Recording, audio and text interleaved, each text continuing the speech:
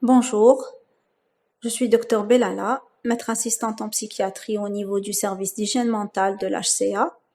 On va essayer de voir ensemble les troubles délirants, mais avant de commencer, je vous souhaite une bonne année et aussi, j'espère que cette nouvelle façon de faire sera agréable, mais ne vous inquiétez pas, on est toujours là pour répondre à vos questions et interrogations sans aucun souci. Voilà. Nous allons commencer déjà par définir le mot délire, qui vient du latin delirar et qui signifie sortir du sillon, c'est-à-dire le sillon de la réalité. Donc le délire est une conviction inébranlable, c'est-à-dire qu'on ne peut pas bouger ou détruire ou casser en une ou plusieurs idées fausses malgré le désaccord de l'entourage et l'absence de confirmation dans la réalité. Il est inaccessible à la démonstration ou à la preuve et s'impose comme une évidence interne non partagée par le groupe socio-culturel. C'est-à-dire que le thème délirant va voir par la suite qu'un délire se construit à partir de thèmes et de mécanismes. Et donc, le thème le plus fréquent dans notre société et qui est partagé culturellement et qui peut être considéré comme délirant, c'est celui de l'ensorcellement. Donc, certaines personnes présentent des idées d'ensorcellement et là, on doit les analyser de façon très minutieuse pour ne pas étiqueter la majorité des Algériens comme délirants. Parce que c'est un thème qui est partagé culturellement et donc tous les Algériens vont y croire à des degrés variables, bien sûr. Et donc, on va s'attarder un petit peu sur la définition du délire parce que c'est un mot que vous allez rencontrer dans beaucoup de pathologies psychiatriques, notamment dans la schizophrénie, dans les troubles de l'humeur à caractéristiques psychotiques, mais également dans la confusion mentale. Donc, la différence du délire d'une pathologie à l'autre, c'est les caractéristiques propres de ce dernier que vous allez voir par la suite.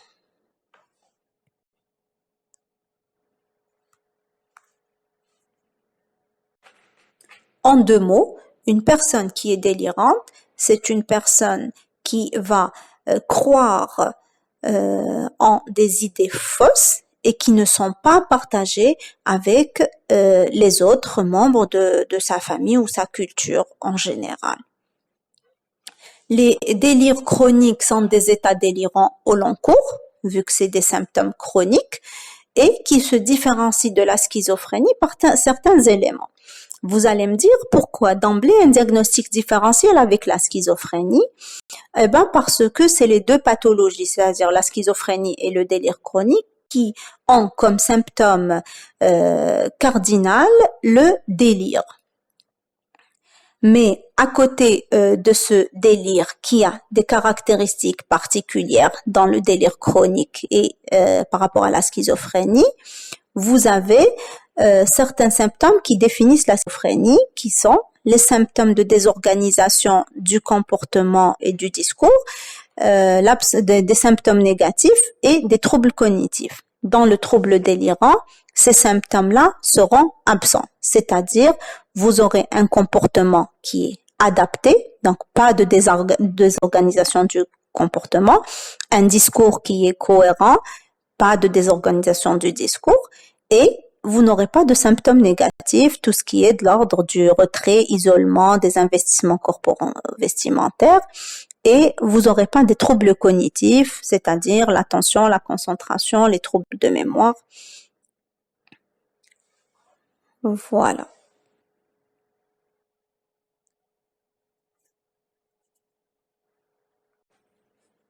Les troubles délirants ont été anciennement appelés paranoïa ou délire paranoïaque par la nosographie française, qui vient du grec para à côté et noia penser, c'est-à-dire penser à côté. Toujours l'école française regroupait dans les syndromes délirants chroniques à côté de la psychose paranoïaque, la psychose hallucinatoire chronique, c'est-à-dire un délire, un mécanisme hallucinatoire prévalent, et la paraphrénie, qui était un délire, un mécanisme imaginatif prévalent. La classification internationale des maladies, dans sa 10e édition, donc la CIM-10, les appelle troubles délirants persistants, alors que le manuel diagnostique et statistique, dans sa 5e édition, donc la classification américaine, donc actuellement nous on travaille avec le DSM, donc la classification américaine des troubles mentaux, et cette dernière parle de troubles délirants. Les deux entités de la classification française, c'est-à-dire la psychose hallucinatoire chronique et la paraphrénie, font désormais partie des troubles du spectre schizophrénique, c'est-à-dire c'est des formes de schizophrénie. Ils sont sortis du délire chronique.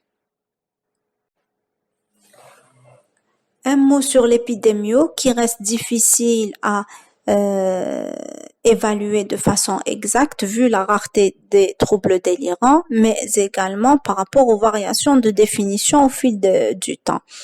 On va dire que la prévalence en population générale est de 0,03% sur une vie entière, avec un pourcentage de 1 à 2% des admissions au milieu psychiatrique. L'âge moyen de début se situe entre 35 et 40 ans, ce qui est un âge assez mûr par opposition à la schizophrénie qui débute entre 20 et 25 ans. Et vous comprenez pourquoi on dit que les patients ont une bonne insertion socio-professionnelle, car l'âge de début est assez tardif. Donc la personne a eu le temps d'achever ses études, avoir un poste de travail et peut-être se marier. Et par contre, dans la schizophrénie qui débute très tôt, les personnes n'ont pas accompli tout ça. On peut trouver un facteur déclenchant des troubles et qui serait de meilleurs pronostics, et on peut trouver aussi une personnalité pathologique pré-morbide, mais c'est pas un critère obligatoire pour le diagnostic. Et vous allez voir, si donc vous lisez un petit peu la nosographie française, et donc les Français parlent de notion de continuum, c'est-à-dire on doit avoir une personnalité pathologique qui va dans le sens du trouble. Si j'ai une personnalité paranoïaque, je vais avoir donc un trouble délirant à l'âge adulte. Si j'ai une personnalité schizoïde ou schizotypique, je vais avoir une schizophrénie. Si j'ai une personnalité histrionique, je vais avoir des troubles de conversion ou des troubles somatoformes. Par exemple, donc, par contre, les classifications américaines, notamment le DSM, n'a pas besoin de cette notion, donc n'utilise pas cette notion de continuum. Alors, arrivons au vif du sujet qui est la sémiologie du délire chronique qu'on appelle paranoïaque par opposition au délire paranoïde qui caractérise la schizophrénie. Le début du délire peut être aigu ou insidieux. On peut trouver un facteur déclenchant, par exemple un divorce ou un problème professionnel. Et donc, comme je vous ai dit au départ, un délire se définit par ses thèmes et ses mécanismes. C'est-à-dire, donc, et toujours on parle un seul délire. Donc, le patient peut avoir un délire avec plusieurs thèmes et plusieurs mécanismes. C'est pas plusieurs délires. Donc, un seul délire qui peut avoir plusieurs thèmes et plusieurs mécanismes. Qu'est-ce que ça veut dire le thème? Donc, c'est le sujet de l'histoire. Parce que donc un délire, c'est une construction. Donc le patient va vous raconter des faits, une histoire. Et donc cette histoire aura un thème. Dans le délire chronique, le thème prévalent, c'est la persécution. On va vouloir du mal à cette personne. Le mécanisme, quant à lui, c'est le chemin par lequel le patient est passé ou a emprunté pour arriver à cette déduction. Pourquoi? Comment le patient a compris qu'on le persécute? Dans le délire chronique, le mécanisme prévalent, c'est des interprétations, c'est-à-dire des explications fausses à des événements ou des choses réelles. On va dire que dans le délire chronique, ou très peu d'hallucinations, qui est un autre mécanisme des troubles délirants, mais on peut quand même retrouver certains patients avec qui présentent quelques hallucinations, mais qui vont être directement en rapport avec le thème délirant. On va voir ça par la suite. L'adhésion au délire, en général, elle est très intense. Souvenez-vous, dans la définition, on avait dit que c'est une conviction inébranlable, qu'on ne peut pas bouger. Et donc, le patient, il va pas critiquer sans délire. La systématisation, c'est-à-dire la cohésion du délire. Donc, est-ce que c'est un délire qui est bien ficelé et donc un délire bien systématisé, qui est le cas dans le délire chronique, c'est-à-dire on arrive à bien suivre l'histoire que le patient nous raconte jusqu'à un certain moment où on commence à s'apercevoir qu'il y a des éléments quand même qui sont un petit peu incohérents. Et il peut être en secteur, c'est-à-dire il va toucher un seul domaine de la vie, par exemple le domaine conjugal, dans le délire de jalousie. Donc il accuse donc sa femme d'être infidèle, son conjoint d'être infidèle, mais en dehors de ce domaine de la vie, il est complètement adapté professionnellement, avec sa famille, avec ses enfants et tout. Sinon, il est en réseau et là, tous les domaines de la vie vont être perturbés, professionnel, familial, social, etc. La participation affective est variable. Mais le plus souvent, il y a une forte participation affective, c'est-à-dire que le patient va avoir des émotions en accord avec ce qu'il vous raconte. S'il est persécuté, il va être très mal. S'il est plutôt dans un délire de grandeur, donc c'est quelqu'un qui a inventé quelque chose, donc il sera dans un état d'élation ou d'exaltation un petit peu de l'humeur. L'évolution, comme son nom l'indique, elle est chronique. Et le DSM retient un mois, plus d'un mois de symptômes pour retenir le diagnostic.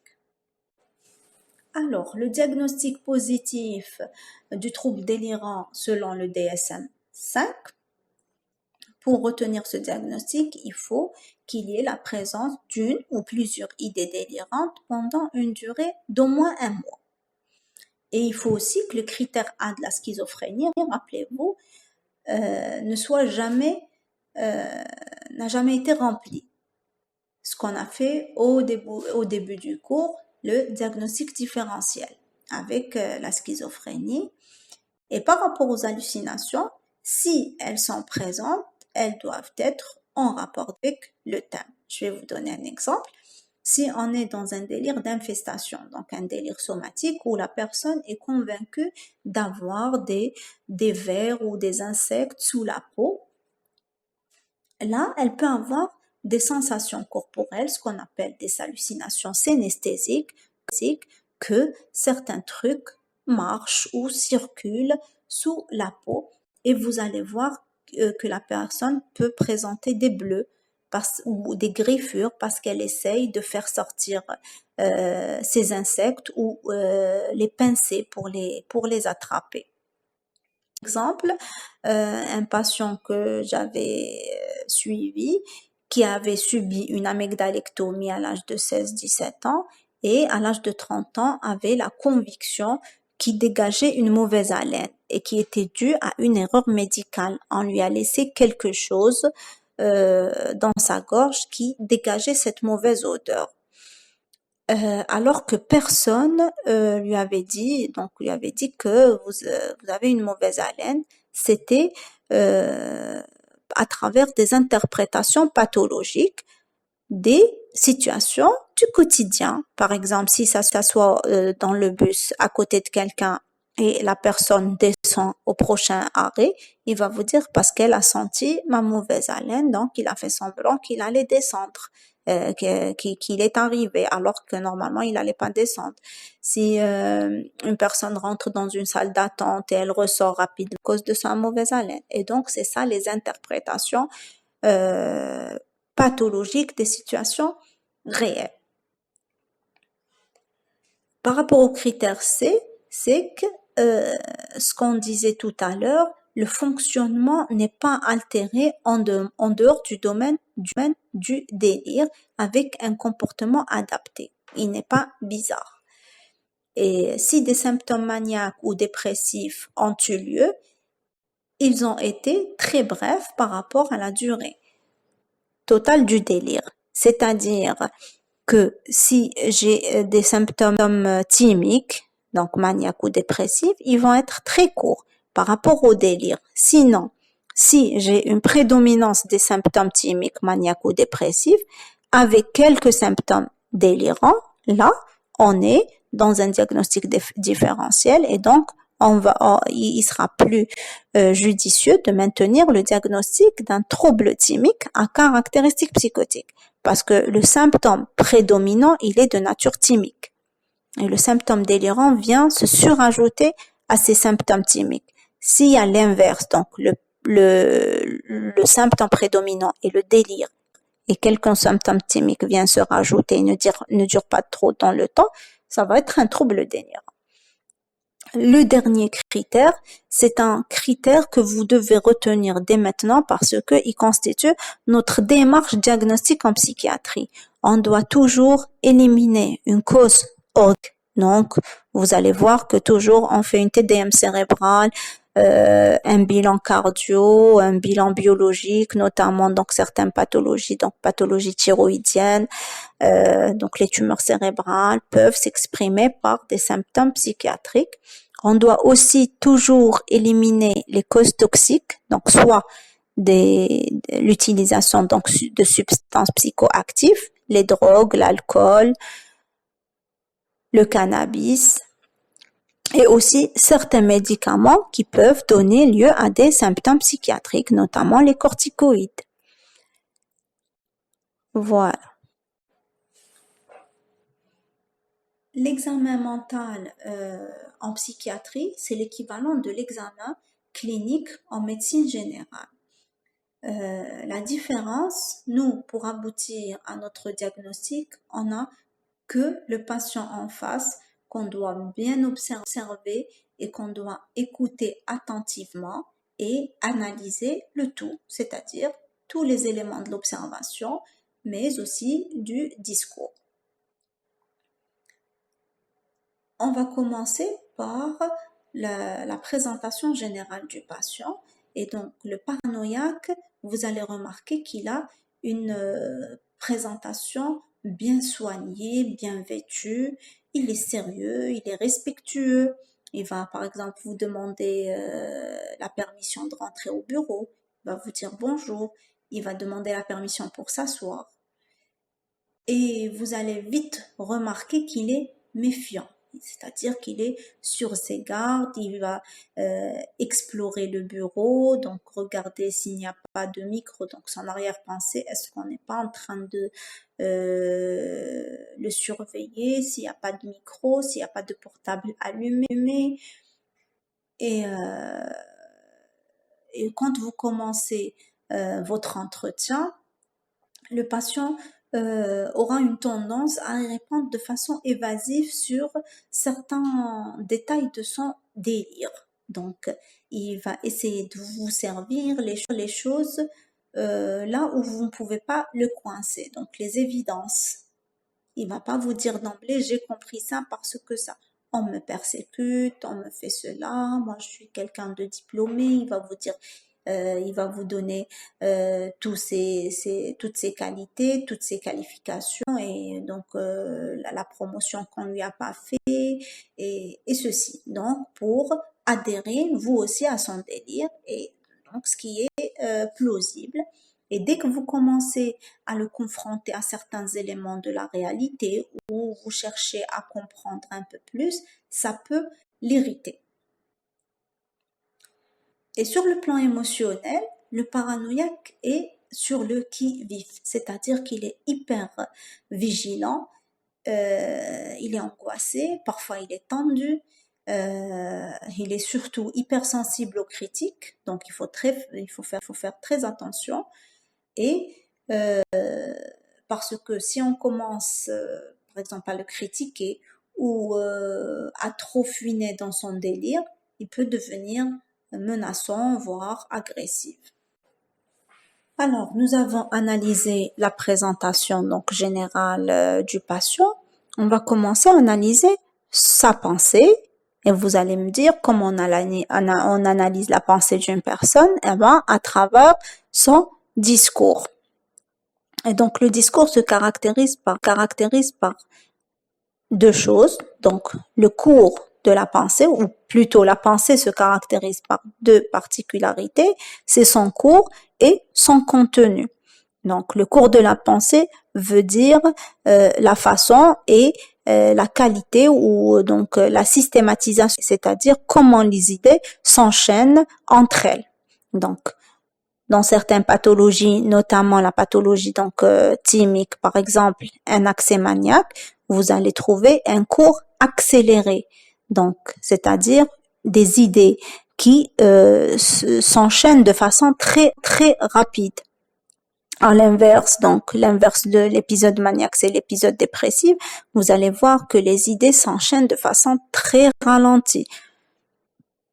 Et dans la schizophrénie, vous avez certaines particularités dans cet enchaînement. Donc, on peut avoir des sauts du coq à l'âne, c'est-à-dire une idée après une deuxième idée qui n'a rien à voir avec la première. Ça, vous allez voir ces particularités dans les pathologies concernées en détail.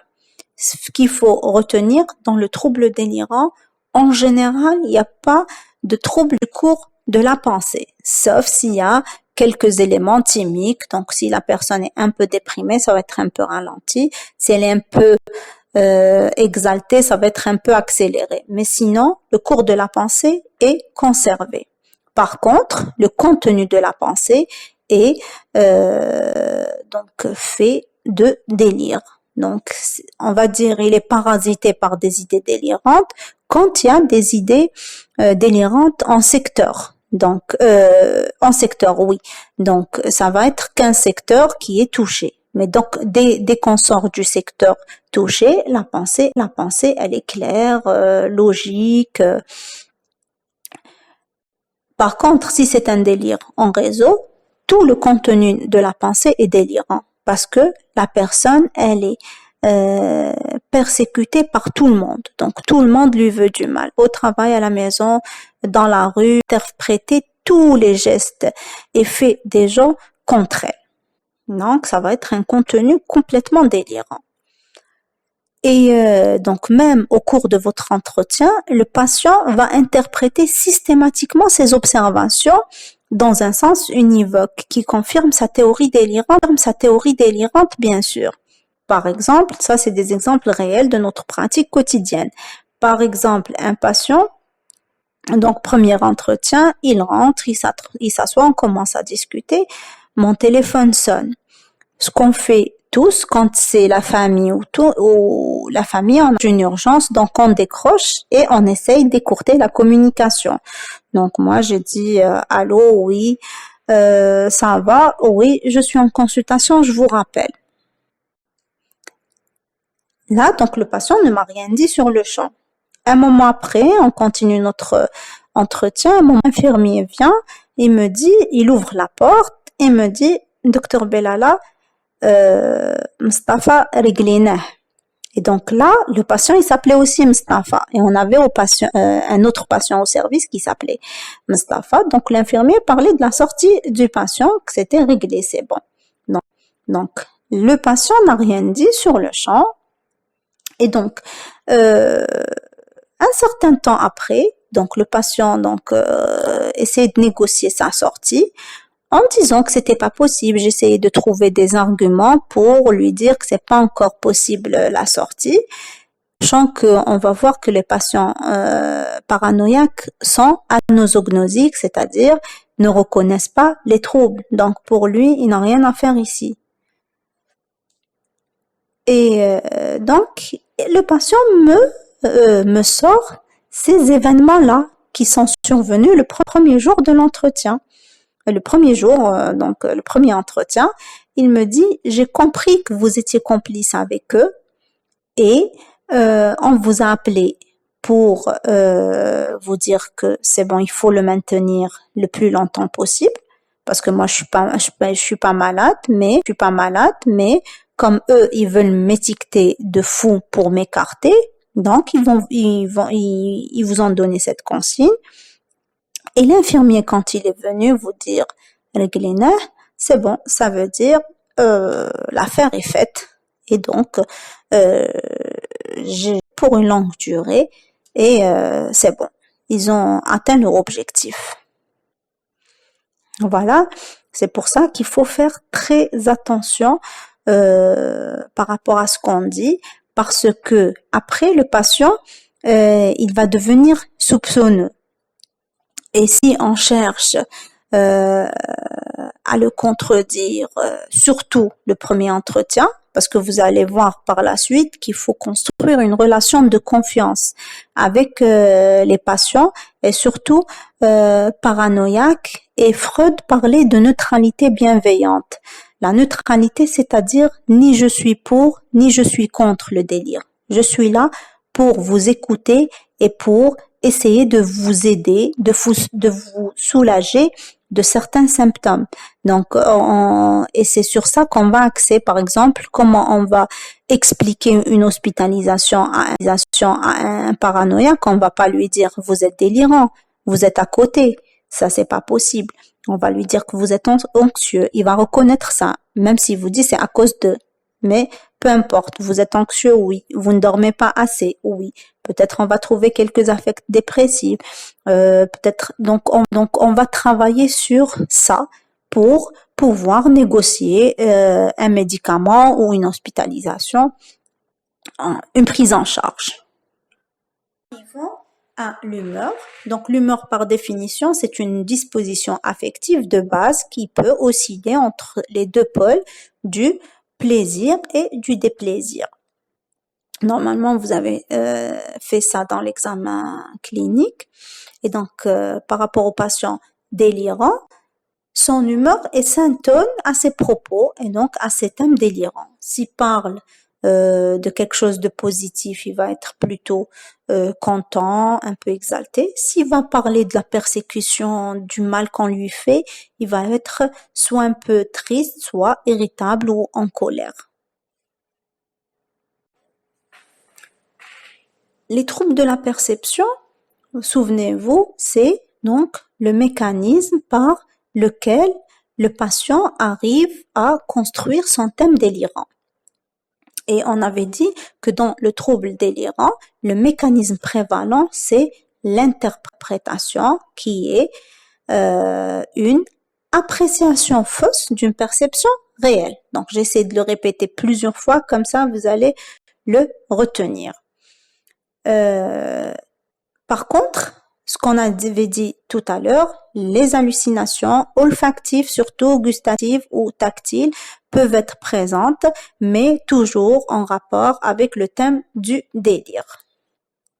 Souvenez-vous des exemples que je vous ai donnés tout à l'heure. On peut avoir gustatif veut dire donc ça vient du goût et donc quand vous avez un thème de persécution avec de l'empoisonnement, on va vous dire j'ai mangé quelque chose donc ça avait un goût bizarre donc on m'a mis quelque chose dans cette nourriture et donc le patient a réellement ce mauvais goût amer, acide.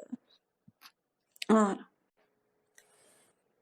Au départ, on avait parlé des troubles cognitifs dans le trouble délirant. Donc, il n'y avait pas de troubles cognitifs. Donc, la mémoire, l'attention, la concentration, tous les processus cognitifs sont en général conservés dans le trouble délirant. idem pour l'orientation temporospatiale. Par contre, par rapport au contrôle des impulsions, le patient délirant peut être violent. Depuis tout à l'heure, je vous répète, il faut pas le contredire, il faut pas le confronter aux éléments de réalité comme ça lors du premier entretien. Donc, il faut écouter sans jugement, parce que il peut être violent. Et il y aura par la suite une rubrique par rapport au donc potentiel de dangerosité et les passages à l'acte du paranoïaque. Par rapport au trouble du jugement, donc vous imaginez que le jugement, quand on pense à côté de la réalité, notre jugement est altéré. Et par rapport à la conscience des troubles, c'est des patients anosognosiques, c'est-à-dire aucune critique de leur pensée. C'est une conviction inébranlable. Ils ont raison et tout le monde a tort. De ce fait, la demande de soins va se faire le plus souvent par une tierce personne, sinon par des autorités. Quand il y a un acte médico-légal ou bien de gros troubles du comportement, ça va être sous réquisition. Ou bien donc la famille, quand il y a un épuisement familial, par exemple quand c'est un délire de jalousie et le papa va devenir dangereux par rapport à son épouse, c'est les enfants qui vont intervenir. Et là, il faut faire très attention parce que le paranoïaque ne va pas oublier, même si on va le mettre sous traitement avec la compliance qui n'est pas très très bonne. Donc, ces enfants vont être inclus dans le délire. Donc, toujours faire attention de prendre de préférence l'hospitalisation vient donc d'une autorité que de la famille.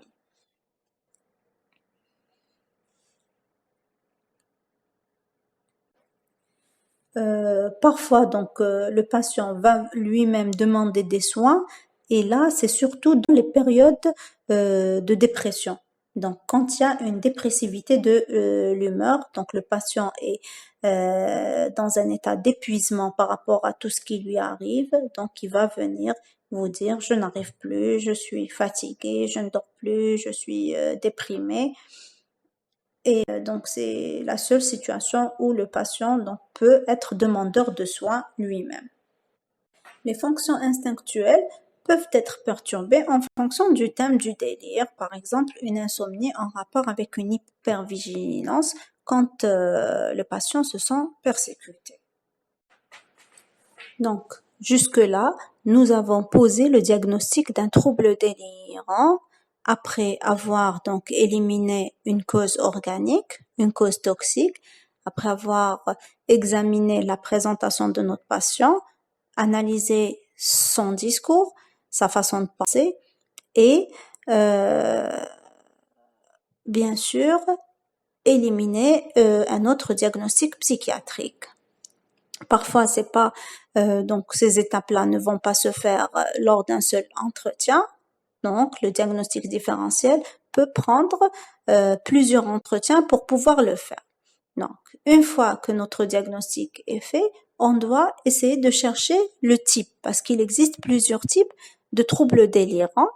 La classification française les regroupait en 3 grandes rubriques. Donc, les délires passionnels, le délire d'interprétation de sérieux et cap-gras et le délire de relation désensitive, c'est le syndrome de Kretschmer.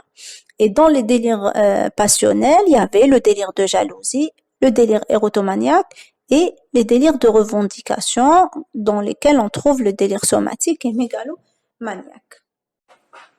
Les différents types du délire chronique en fonction du DSM-5, c'est pratiquement la même chose. Donc, vous aurez la persécution, la jalousie, les délires mégalomaniaques, somatiques, érotomaniaques, mixtes et non spécifiés. Voilà. Alors, le premier type, c'est le délire de persécution, qui est la forme délirante la plus fréquente. Donc, ça touche 70% de la totalité des délires chroniques. Elle touche surtout les hommes. Et par définition, c'est la conviction délirante qu'on vous veut du mal, pardon. Et là, par différentes manières. Donc, on vous surveille, on peut vous empoisonner, on peut vous escroquer, vous pouvez faire l'objet d'un complot et tout fait anodin sera interprété de façon à alimenter ce délire. Et donc, le patient va devenir très méfiant, revendicateur, donc il va se plaindre souvent, il va être irritable, c'est-à-dire qu'il va s'énerver, il va avoir des réactions démesurées par rapport à des frustrations minimes, il peut devenir agressif et même violent envers le ou le persécuteur désigné, c'est-à-dire la personne que le malade ou le patient désigne comme source de ses problèmes. Donc la personne qui veut lui nuire. Et là, donc toujours, c'est le risque de passage à l'acte. Donc si on a dans un délire de persécution donc un persécuteur désigné, là, il faut hospitaliser le malade parce qu'il y a un risque de passage à l'acte hétéro-agressif.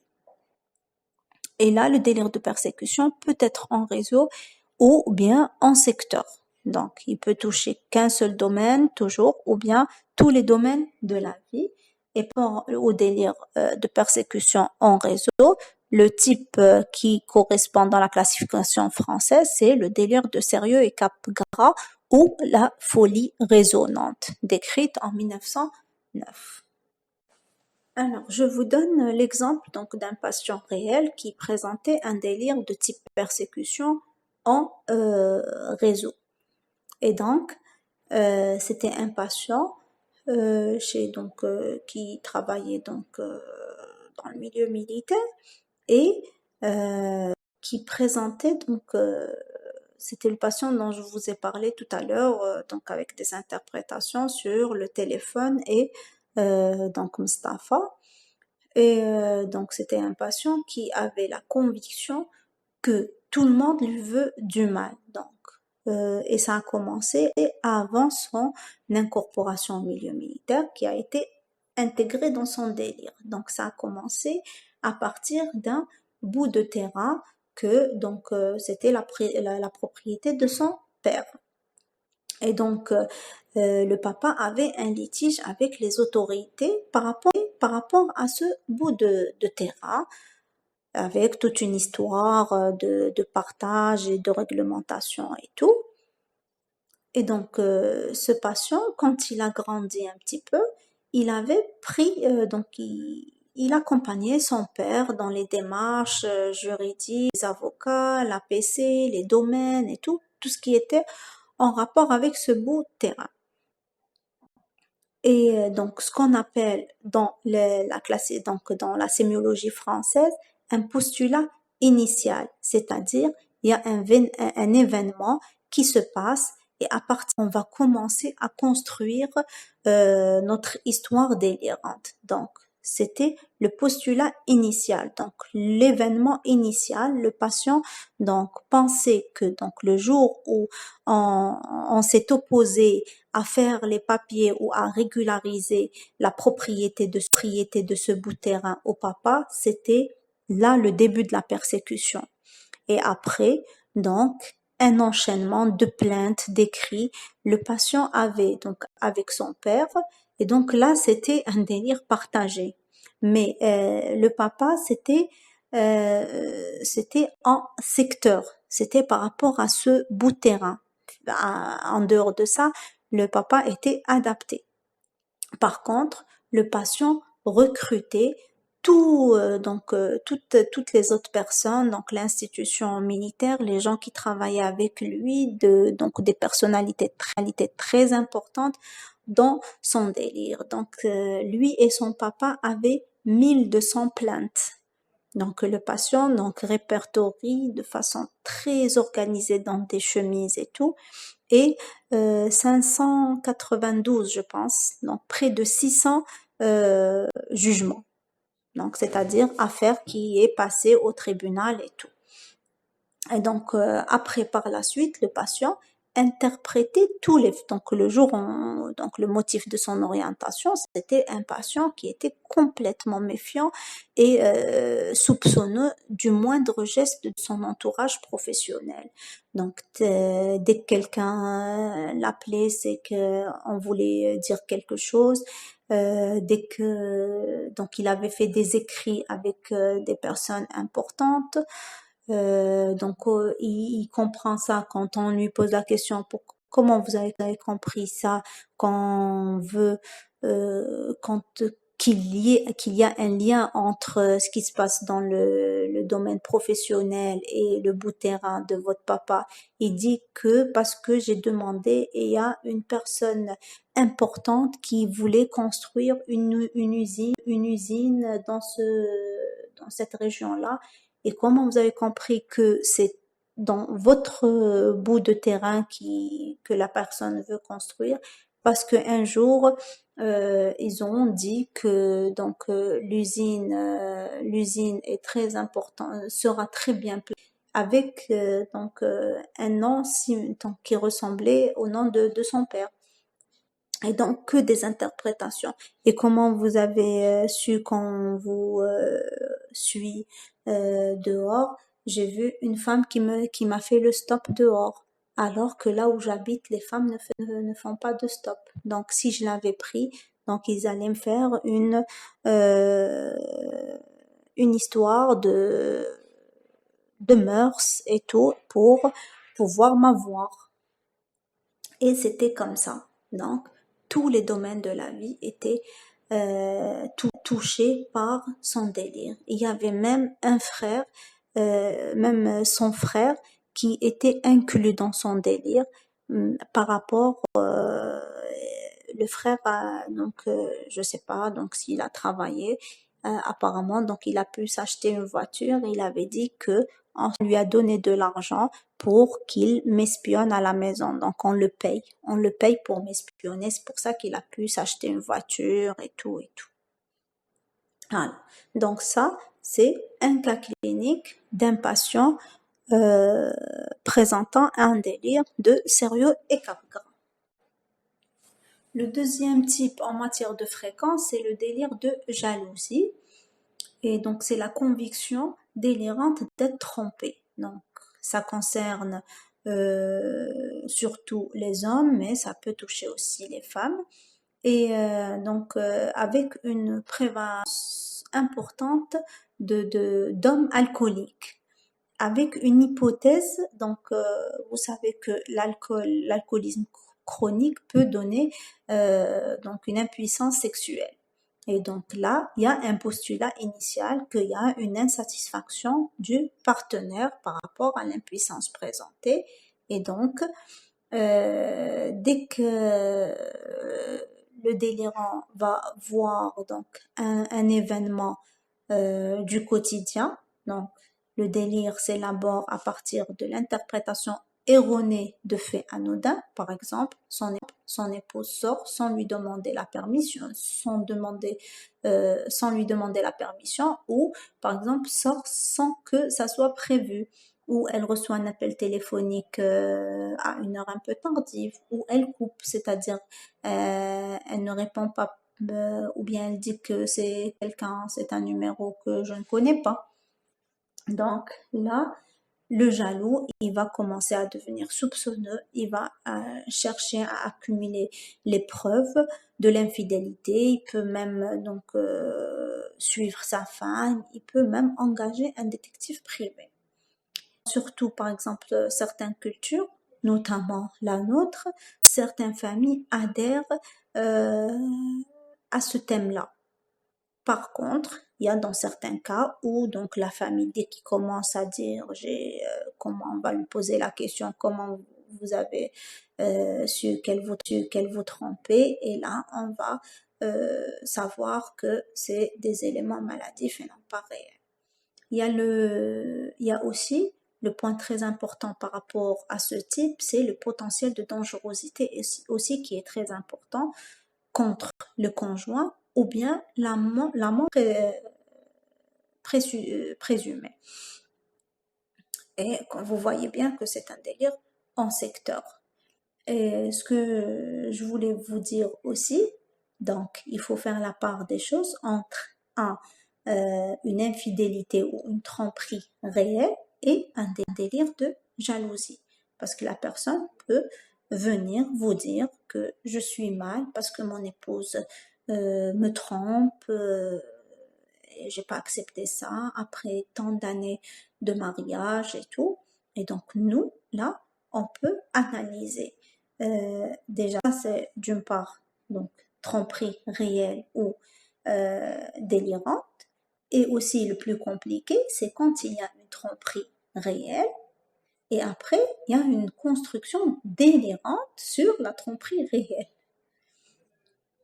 C'est-à-dire que il y a eu tromperie et après, donc si il y a une tromperie, en fonction de la conviction du couple, soit qu'ils vont se séparer, soit qu'il y ait pardon, soit ça dépendra.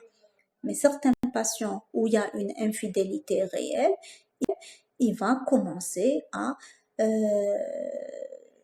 même si par exemple l'infidélité est terminée, il va être toujours soupçonneux, à la recherche de nouvelles preuves, à interpréter tous les faits et gestes de son partenaire et à argumenter son délire. Alors, le thème dominant dans le type mégalomaniaque porte sur une surestimation de sa valeur, de son pouvoir, de son savoir, de son identité, ou sur une relation spéciale que le sujet entretient avec une divinité ou une personne célèbre. Donc, par exemple, la personne donc, peut vous dire qu'il a fait une invention importante qu'on lui a volée. Et donc, de ce fait, le patient cherche souvent à faire part de ses découvertes ou de son analyse transcendante à des agences gouvernementales. Il va être dans les plaintes, dans les demandes d'audience, etc. Et ce type de délire s'articule très bien avec les thèmes mystiques et politiques. Donc, c'est un politicien connu quand on veut pas entendre. J'avais un patient qui était convaincu que c'était un arrière-petit-fils du prophète parce que donc son nom avait des origines marocaines et les Marocains avaient une relation avec le prophète. Alors, le délire de type somatique, anciennement appelé hypocondrie délirante, ça donc c'est une conviction d'être atteint d'une maladie grave que les médecins n'arrivent pas à retrouver, voilà, par la normalité des examens et patients multiples. Ça vous concerne donc ce genre de patients, c'est les médecins généralistes ou bien donc les spécialistes. C'est eux qui seront confrontés à ce genre de patients. Donc le psychiatre va venir en dernier lieu après plusieurs années d'évolution des troubles. Donc il faut faire attention quand vous avez face à vous un patient qui se plaint toujours du même symptôme et ne pas être dans la multiplication des examens complémentaires juste parce que le patient n'est pas rassuré ou le patient vous le demande. Donc, il faut vraiment faire attention parce que ça peut se retourner contre vous parce que c'est des patients délirants et qui vont vous accuser par la suite et vont vous demander réparation et dédommagement. Soit vous, sinon c'est la CNAS si elle ne fait pas. Donc s'il y a une intervention chirurgicale, donc parfois des chirurgiens finissent par opérer. Il y aura donc une autre persécution. Donc le médecin devient persécuteur parce que le patient donc va accuser le médecin d'avoir aggravé les troubles. Donc il n'a rien arrangé, mais il a aggravé les troubles par des douleurs post-chirurgicales ou autres. Donc il faut toujours faire très attention. Et par rapport à la croyance du patient, il peut croire en un dysfonctionnement d'un organe, par exemple, ou bien donc qu'un organe dégage des odeurs nauséabondes, ce que je vous ai dit tout à l'heure. Donc le patient qui a été qui a subi une amygdalectomie. les sensations donc d'insectes qui circulent sous la peau, donc ça s'appelle le syndrome d'Ekbom. Et vous avez des patients qui peuvent aller jusqu'à être persuadés que destruction totale d'un organe. Et c'est le syndrome de Cotard. Donc, le patient est convaincu que l'estomac n'existe plus et donc il va arrêter de manger. Il va vous dire, je peux pas manger parce que la nourriture, elle n'a pas où y aller. Donc, c'est un refus alimentaire. Ce que je voulais vous dire aussi par rapport au type, donc le délire de type somatique, là, vous voyez, bon, le corps médical va devenir persécuteur en second plan. Donc après, c'est une conséquence, on va dire un dommage collatéral. Mais le départ, la persécution ne vient pas de l'extérieur, comme les autres types qu'on a vus. Donc c'était quelqu'un de l'extérieur qui venait me faire du mal. Donc, soit un conjoint ou un chef, un supérieur au milieu professionnel. Là, très à l'écoute de leur corps et au moindre changement physiologique, la personne va lui donner une interprétation maladive, c'est-à-dire s'il a des palpitations, donc au lever le matin en rapport avec une hypotension orthostatique, ça va vouloir dire que il a un problème cardiaque, c'est des artères bouchées. Et il va multiplier dans ce sens. S'il a un gargouillement, donc ça va être un cancer du côlon et donc il va interpréter dans ce sens-là. Voilà. Et là, vous avez un diagnostic différentiel parce que vous allez faire le cours des troubles à symptomatologie somatique. Vous avez voir l'hypocondrie qui est donc non délirante ou la crainte excessive d'avoir une maladie.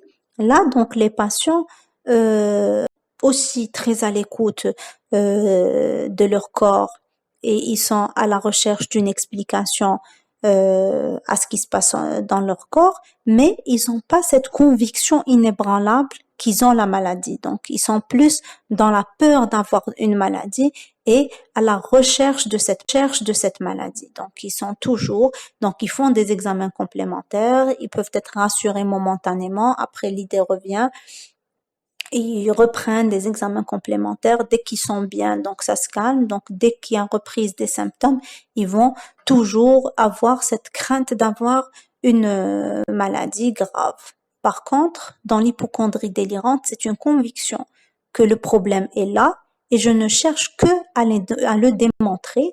Et donc c'est une incompétence du corps médical parce qu'il n'arrive pas à trouver c'est quoi.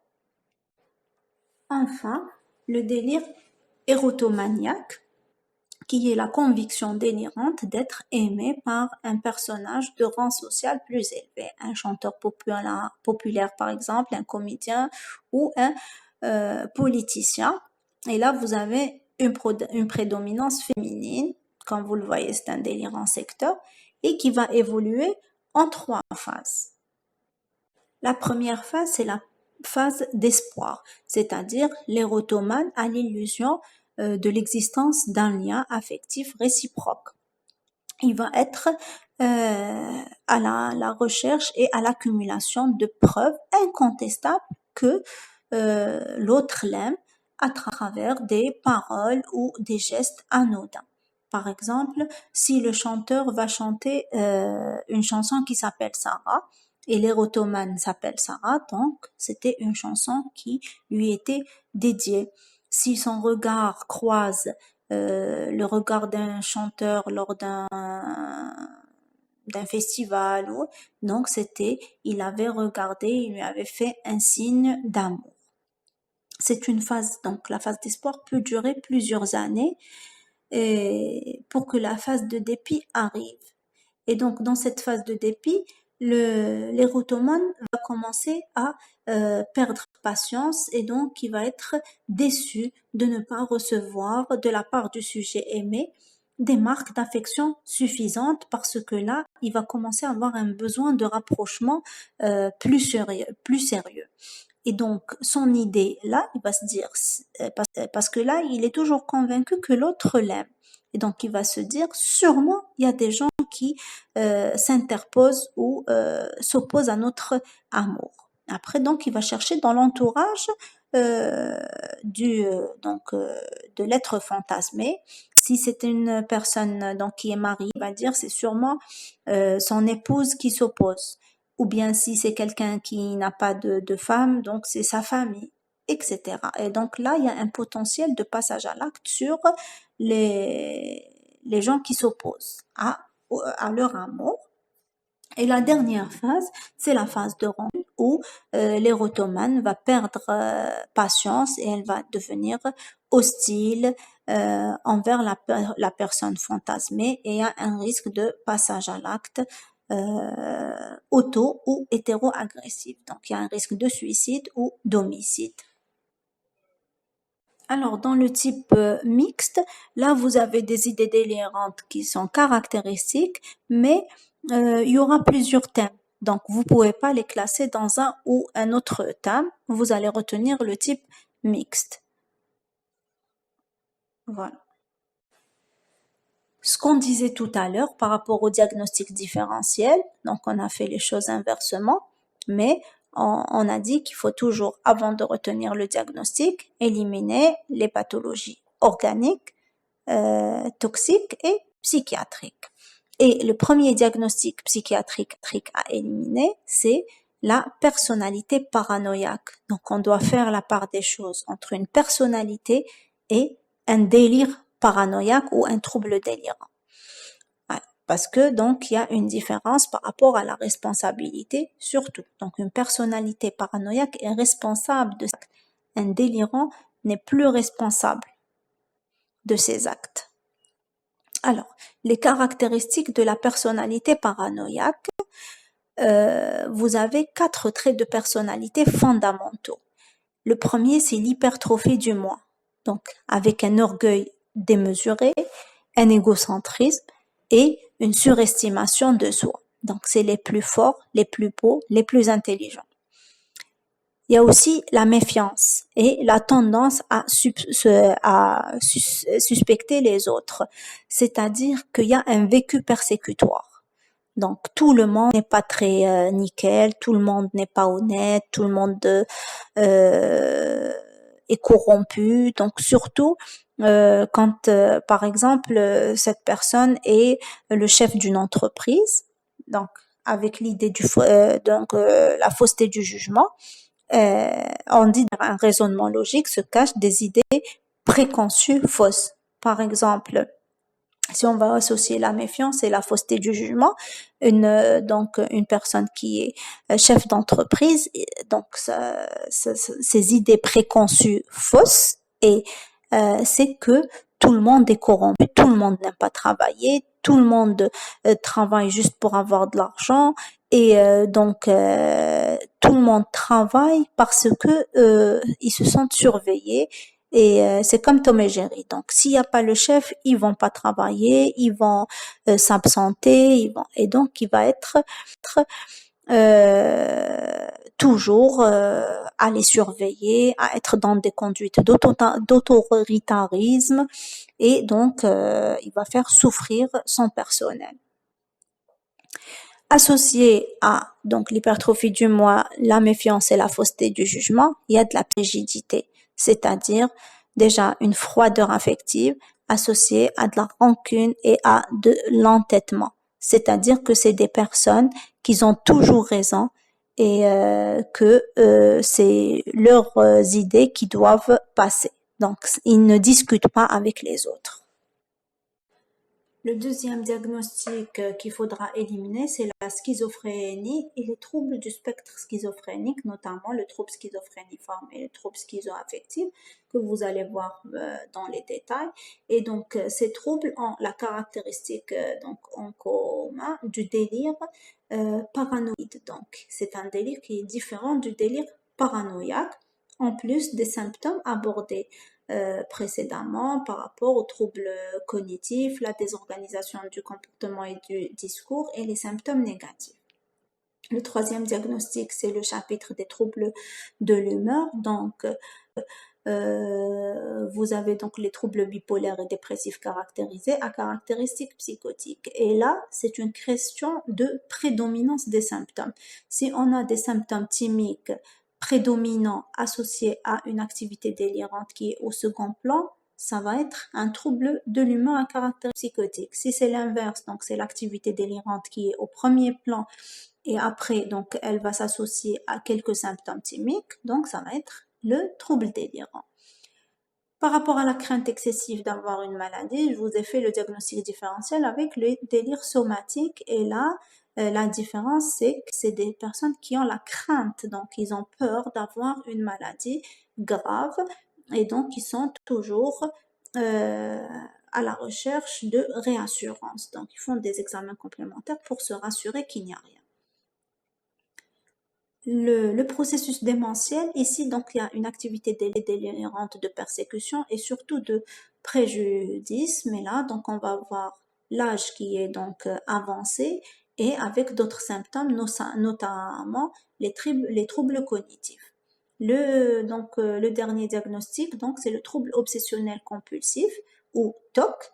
Et là, dans ce trouble, on a une idée, donc une obsession, c'est une idée qui va s'imposer et qui va nous rendre très anxieux et qui va nous obliger à faire des choses pour calmer cette anxiété. L'exemple le plus typique des TOC, c'est les TOC de contamination. Donc, j'ai une idée qui me dit que j'ai mes mains sales et donc ça me rend très anxieux par rapport à ça. Et donc, je dois faire des choses, des rituels de lavage. Donc, je dois me laver 5, 10, 15 fois pour essayer de me calmer. Donc, en général, les personnes ont un bon insight, c'est-à-dire il y a une conscience des troubles. Ils vont vous dire, je sais que c'est pas normal, je sais que c'est absurde, mais je ne peux rien y faire. Ça s'impose et je suis obligée de faire ces rituels de lavage pour calmer mon anxiété. Dans certaines formes, il y a des TOC avec un faible insight et donc les personnes ne critiquent pas leurs troubles. Et donc là, ça va faire un diagnostic différentiel avec les idées délirantes. Pour les affections médicales, donc le premier diagnostic, c'est la confusion médicale qui est, donc vous allez voir le cours dans les détails, donc dans la confusion mentale, le délire est de type onirique, c'est-à-dire un délire de rêve, et donc avec une prévalence d'hallucinations visuelles. Donc le patient a l'impression d'être dans un film, donc il va vivre son délire et il va agir en conséquence.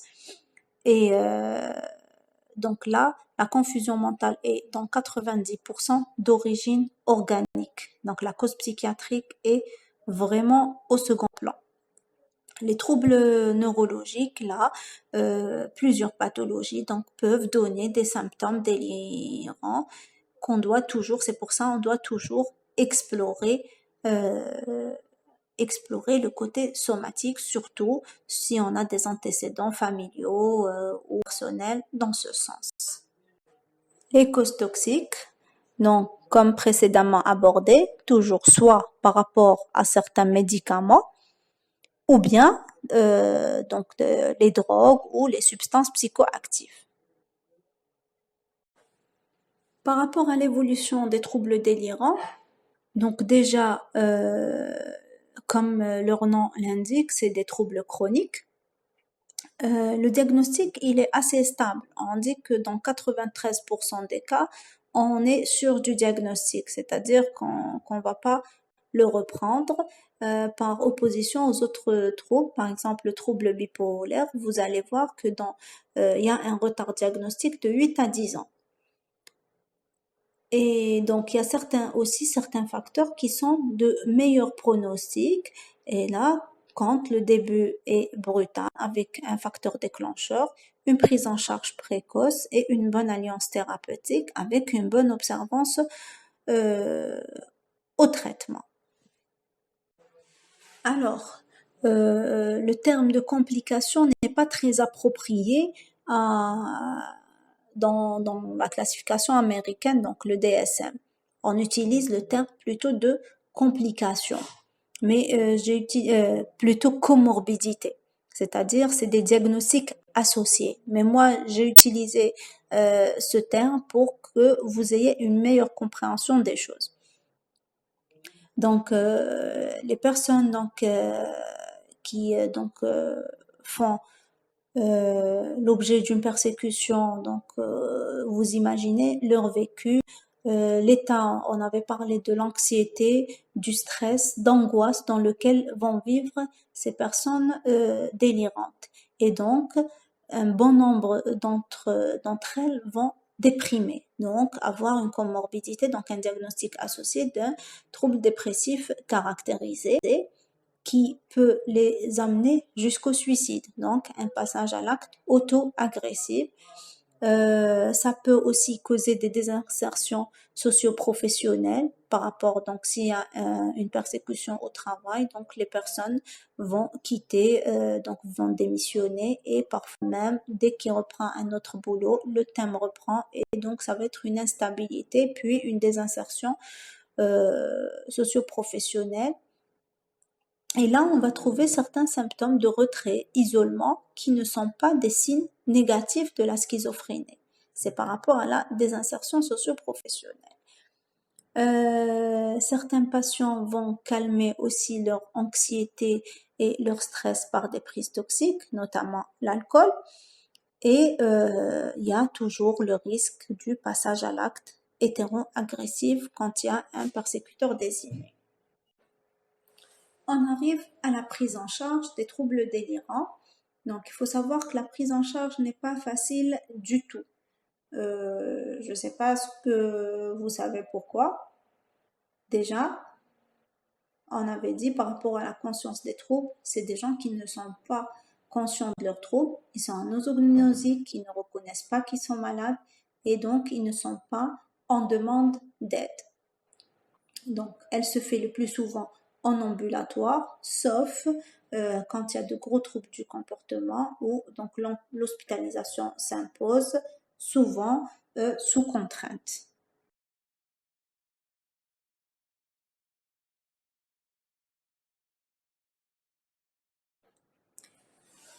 Alors, par rapport au traitement pharmacologique, le traitement donc essentiel, c'est les antipsychotiques ou neuroleptiques. On doit commencer toujours par de faibles doses d'antipsychotiques en raison de la grande sensibilité de ces patients aux effets secondaires. On avait dit que c'est des patients qui sont très à l'écoute de ce qui se passe autour d'eux et même par rapport à leur corps. Et donc, si le traitement va donner des effets secondaires, le traitement va devenir lui-même persécuteur et le thérapeute, bien sûr, aussi. Et donc, on doit toujours commencer en première intention par des antipsychotiques de deuxième génération, tels que la risperidone, l'aripiprazole. Sinon, si on n'a pas le choix, on peut utiliser des neuroleptiques ou des antipsychotiques première génération, tels que l'alloperidol. On peut aussi utiliser des formes à action prolongée, ce qu'on appelle les NAP, neuroleptiques à action prolongée, ou les APAP, c'est les antipsychotiques à action prolongée, que pour le moment nous n'avons pas en Algérie, mais que nous allons avoir normalement pour bientôt. Et donc, l'avantage avec les neuroleptiques à action prolongée, c'est qu'on est sûr que le patient est neuroleptisé pour tout le mois, parce que c'est des formes injectables, donc on va lui faire une injection et ça va le couvrir pour tout le mois. Donc, mais ça reste une négociation avec le patient. Les médicaments antipsychotiques vont agir sur l'angoisse et ils vont agir aussi sur l'agressivité du patient.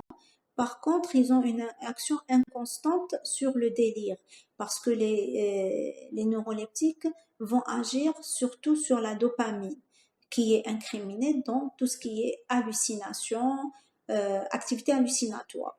Par contre, le mécanisme prévalent du délire chronique, c'est des interprétations. Donc, ils vont pas agir sur ce point-là.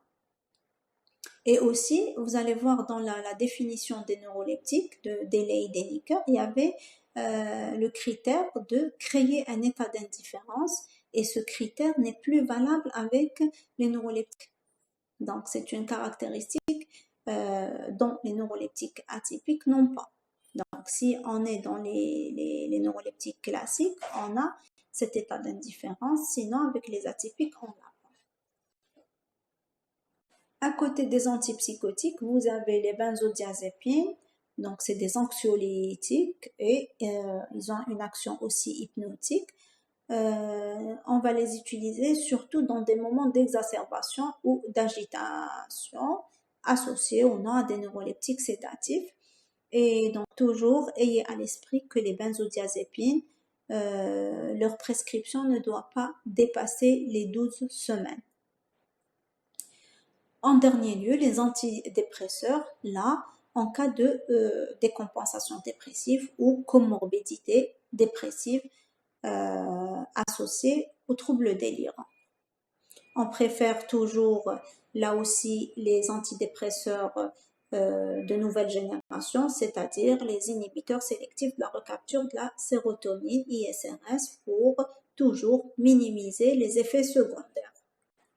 Par rapport aux psychothérapies, nous n'avons pas grand choix avec les patients souffrant de troubles délirants, si ce n'est la psychothérapie de soutien. Et l'essentiel d'une psychothérapie efficace est l'établissement d'un rapport de confiance entre le patient et le thérapeute qui doit être informé des décisions thérapeutiques. Et cette écoute empathique va permettre au patient d'être à l'aise, de vous rapporter donc sa souffrance, ses soucis, ses difficultés relationnelles, et donc ce qui va vous permettre de l'aider en donnant des conseils sans jugement de valeur et sans contradiction, donc sans le contredire surtout. D'autres psychothérapies sont rarement indiquées en raison des faibles capacités d'introspection du sujet paranoïaque. C'est-à-dire, on a vu que le sujet paranoïaque est dans la projection. C'est-à-dire, c'est l'autre qui est mauvais, c'est-à-dire il projette ses difficultés contre l'autre. Donc, c'est l'autre qui est mauvais, c'est l'autre qui me persécute, c'est pas de ma faute, c'est la faute à l'autre. Et là, une psychothérapie, c'est les autres psychothérapies telles que par exemple les thérapies cognitives ou comportementales vont travailler sur vos émotions et vos comportements. On va essayer de corriger certains dysfonctionnements dans votre façon de penser et votre façon de réagir dans certaines situations du quotidien. Mais si vous dites, moi, j'ai rien du tout, moi, je suis très bien, c'est l'autre qui me provoque, c'est l'autre qui me fait ça, vous ne pouvez pas faire une psychothérapie plus structurée. Un petit mot par rapport à l'aspect médico-légal du trouble délirant. Donc, on appelle actes, donc les actes délictueux commis sous l'influence de la maladie sont appelés actes médico-légaux. C'est-à-dire, donc, si un délirant commet un acte médico-légal, donc des coups et blessures volontaires, un homicide, il doit être expertisé pour voir s'il était en état de démence au moment des faits ou pas. C'est-à-dire, s'il avait la capacité de discernement entre le bon et le mauvais au moment des faits. Donc, si l'expert décide que le patient, la personne avait ses capacités de discernement au moment des faits, il va être incarcéré et donc ça va être un prisonnier, c'est plus un patient. Si le psychiatre expert va décider juger que le patient était en état de démence lors des faits, il va être placé dans un service, donc c'est un patient, c'est plus un prisonnier, donc c'est un patient qui va être hospitalisé dans un service médico-légal pour une durée minimale de 6 mois renouvelable en fonction de l'appréciation des médecins et des autorités judiciaires. Et là, donc, beaucoup de problèmes se posent par rapport à l'aspect médico-légal. Je vous raconte le cas d'un patient dont nos collègues de Blida avait exposé lors d'une journée de psychiatrie. Et donc, c'était un patient délirant jaloux qui a commis un acte médico-légal. Donc, il a tué son épouse dans un moment de délire de jalousie où il y avait la confirmation qu'elle le trompait et tout. Il a été hospitalisé dans un service médico-légal de Blida pendant, je pense, 3 ans. Et donc, il était bien stabilisé. Donc, ils ont fait un travail de psychoéducation et tout. Ils ont décidé de sa sortie. Le patient a repris le cours de sa vie. Il s'est remarié et l'activité délirante reprend et il tue sa deuxième femme. Un deuxième acte médico-légal. Il se retrouve hospitalisé, après expertise bien sûr, au service donc médico-légal de Blida. Et là, nos confrères étaient à 7 ans d'hospitalisation et malgré que le patient était bien stabilisé, donc ils étaient dans l'embarras, donc ils savaient pas s'ils le relaient ou pas parce qu'ils avaient cette crainte que il va reproduire le même comportement. Pour conclure, on va dire que le terme de paranoïa existe depuis l'Antiquité. Sa prévalence est difficile à évaluer en raison des changements nosographiques. Si le diagnostic est relativement facile à faire, la prise en charge, quant à elle, est très difficile en raison de la non-reconnaissance des troubles, la mauvaise observance au traitement et la non-accessibilité à la psychothérapie. Et je vous remercie. Alors, je vous laisse mon adresse mail belala.saida@yahoo.fr. Je suis donc à l'écoute et je ferai de mon mieux pour répondre à toutes vos questions et vos interrogations. Merci.